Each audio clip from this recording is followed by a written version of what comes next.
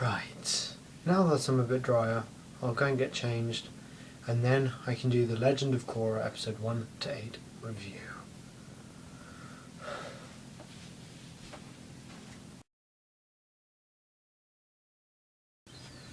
Good day once again, friendly viewers. This is going to be Legend of Korra review from, well, the season so far. And bearing in mind I have not watched Avatar The Last Airbender, so I don't know anything about Aang. I'm completely new to this universe of... Is it an anime? Something I'm very passionate about in anime is naturally the animation. I find it hard to watch an anime when the animation hasn't been done so well. I'd prefer to read the manga. Like, if the animation hasn't been done very well, then, you know, my imagination probably will do something better with the few pieces of panel work in a manga. Like, it doesn't seem to work better if it hasn't been converted well.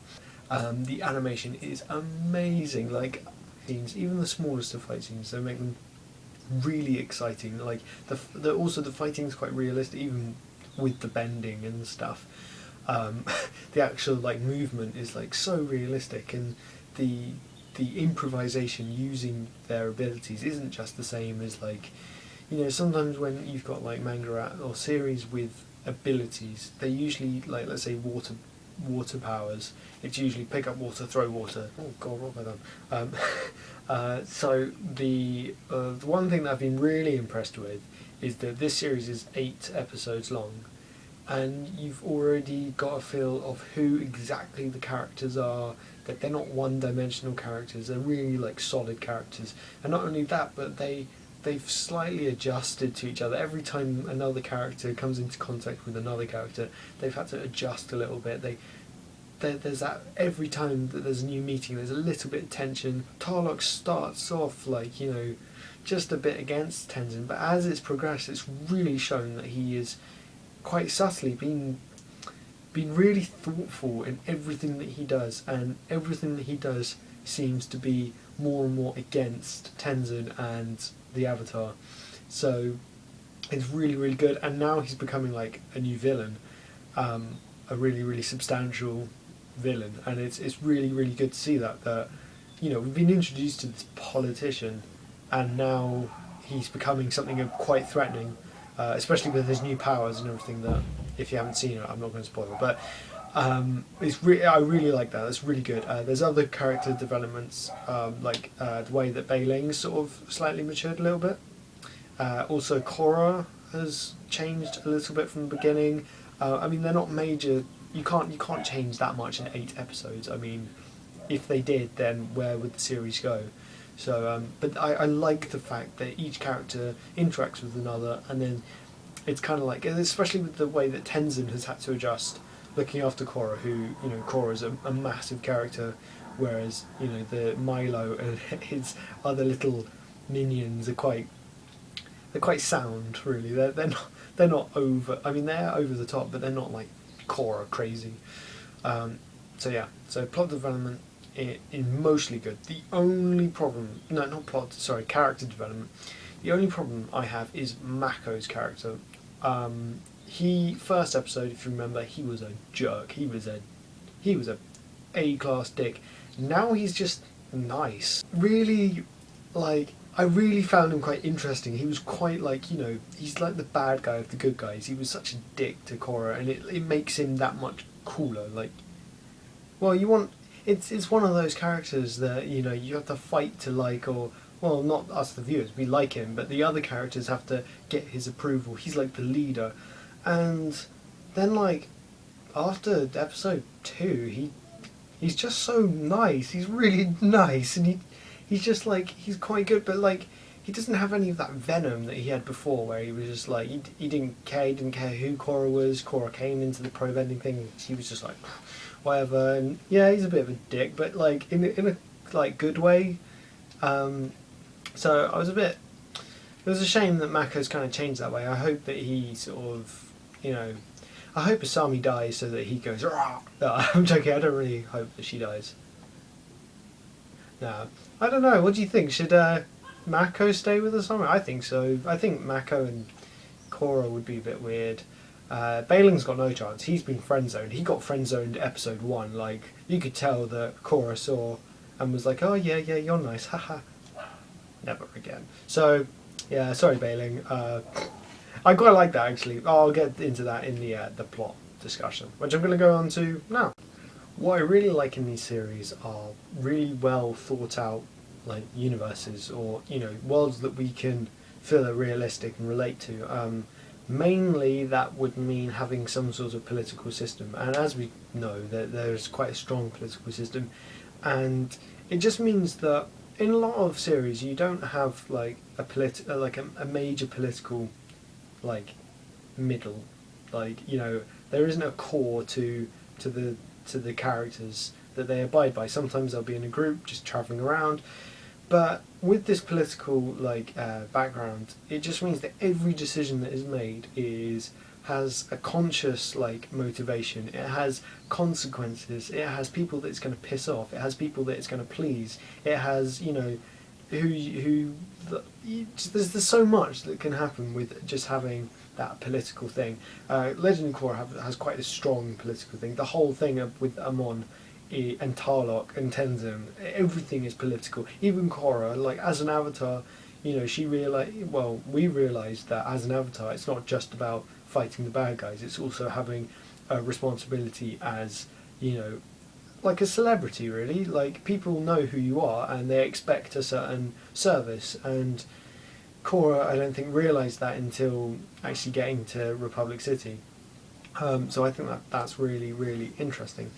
Also, as I said before, it sets up the whole thing with Amon. Like, I think this is the most interesting. He's an incredibly interesting villain, mainly because he is fighting for what we can empathise with. Like, we are all non-benders, obviously. Like, bending isn't real, or is it? No. And the fact that there's this massive inequality in ability with the non-benders and the benders, and to be honest, with the beginning of the series, I didn't see that there was a big problem, but as Amon comes into the foire, we realise that actually, if you think about it, if there was like half the or just less than half the population was being considered like these celebrities because of these gifts that they have. I mean, it kind of makes you feel like worthless or useless, and these people are like really, really amazing, and it's just like it feels kind of crap because you're not, as we've seen with the characters that have had their bending taken away. They're so depressed because they have nothing left. It's like, no, they don't have nothing left. They're just now like everyone else. And the fact that Amon is fighting for our cause, whereas we are looking from the perspective of Korra, who is also fighting for our cause, but with the abilities, it's a whole different perspective, and it's much more like detailed, a much more intriguing way of viewing a universe. Usually, the main character has you want the main character to win, and we follow Korra. We want Korra to prevail, but we do have that feeling of like, oh, well, Amon's kind of got a point here. It's not fair that there seems to be this inequality or something. I mean, he is incredibly extreme, and whether or not he is actually just over the top is yet to be, well, he's completely over the top, but whether he's there is actually inequality in the political side of things is yet to be seen. But that goes on to the pro bending thing. But I think that's really, really interesting. I really like that about the Legend of Korra. Yes. My only problem is the villain, Amon. It's episode 8, and it looks like it's building up to the end of an arc. Does this mean that Amon is actually not the main character, or the main villain even, because Amon is, I think, a much stronger villain than Tarlok. Tarlok's a good villain, but he's not super likable. The best villains are really, really horrible. They got amazing backstories. They got really great motivation. It's really, really good, and they're likable. The There's loads that are, you know, likable villains, and I think those are the best villains. Tarlok's not that likable. He's a very good villain, but you know, he's not like the Joker, where everyone loves the Joker, but he's a dick. Well, he's not really, but yeah. See, there we go. But yeah, so I'm wondering what's going to happen after this arc, because it's only episode 8, and I know Avatar: Last Airbender wasn't just 12 episodes or something.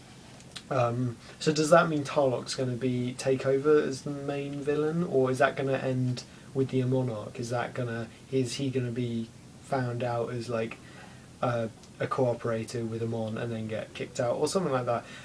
Definitely the main villain's going to be that fire bender who has killed everyone's parents, Mako's parents and Asami's mom, was it? I don't know. Or Amon's wife, child, dog.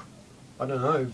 This firebender's been killing a lot of shit, but he's definitely going to be the main villain. But I'm sad to see him on. I really like him on. I don't think he should go. Last point of positiveness, I decided to watch Legend of Korra because, to be honest, Soya 7 Mage started reviewing it, and I was like, oh wow, this is new. You know, episode 1. Well, I didn't watch it because Soy 7 Mage is reviewing it. It's just that he introduced it to me through his reviews, and I was like, well, it's, you know, episode 1. I could start from the beginning. It's much easier than to pick up a series like One Piece. I'm on chapter 40 of One Piece, so there's like 670 freaking chapters. It's ridiculous. Something I definitely didn't expect was the whole pro-bending thing. And also I found that bending is quite a funny word. It just gender bending and all that. But anyways, pro bending, this whole like sport that's just like, it's incredible. It's amazing to watch, and it was just really, really exciting. And I did not expect it to be in there. There was a point where I thought that pro bending would be the main aspect of this, and I'm glad that it's not. However, I'm worried that that can't be the last that we've seen of it. I mean, it would be a shame if that's the only pro bending we see, and I don't think it is the last time we've seen pro bending. Was it in? I've never seen it before because I haven't seen Avatar: Last Airbender with Aang. Was there pro bending then? I really don't know. So I hope that, because Korra started doing her airbending, doing pro bending. So I guess they must bring it back because she'll know that that's how she's going to get better at airbending. But I guess that because it's more like a hobby thing, it's not like main to the plot. I don't think we'll see it until after Amon has been defeated or whatever. So I don't know when. Anyways, this has been my review for The Legend of Korra, episode 1 to 8. I won't be reviewing every week because I've just got like lots of stuff going on, and I've got family that interrupt my bloody recording every fucking second. So I will be doing sort of maybe every other week, so I'll do like, you know, 1 or 2 episodes, see how the series is developing. Yes, so thank you for watching. If you like this video, then give it a thumbs up. If you like all my videos, then feel free to subscribe. And if you don't like my videos, then feel free to check out my DeviantArt. You might like my artwork. So there's everything for everyone, I'd like to think. But yeah, seriously, thanks for watching, and I will catch you guys later on probably Wednesday for the Naruto review. Adios, amigos!